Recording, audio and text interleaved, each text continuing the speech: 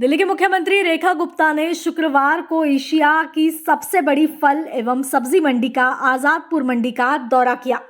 इस दौरान उन्होंने मंडी में फैली अव्यवस्थाओं, गंदगी, सुरक्षा खामियों और बदहाल सड़कों का जायजा लिया।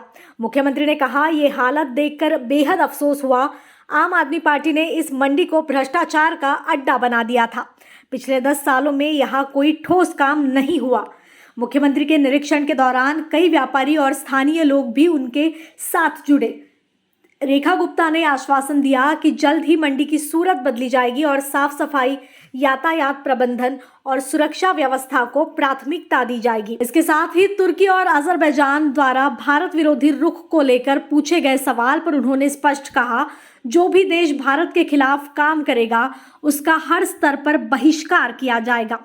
भारत की संप्रभुता और सम्मान से किसी भी तरह का समझौता नहीं किया जाएगा।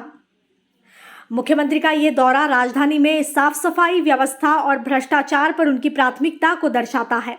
अब देखना होगा कि उनकी ये सक्रियता जमीनी स्तर पर किस तरह के बदलाव लाती है।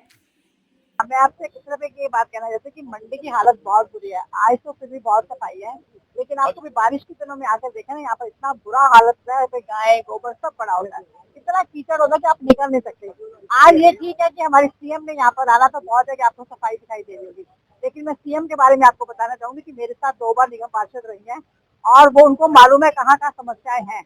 और एज ए निगम पार्षद की तरह जब उन्होंने काम किया, फिर वो विधायक आज वो सीएम बनी है, लेकिन जो उनका काम करने का तरीका वो निगम की तरह ही है। जैसे हम घर घर में जाकर पहले काम करते थे, इसी तरह हमारी सीएम काम कर रही है।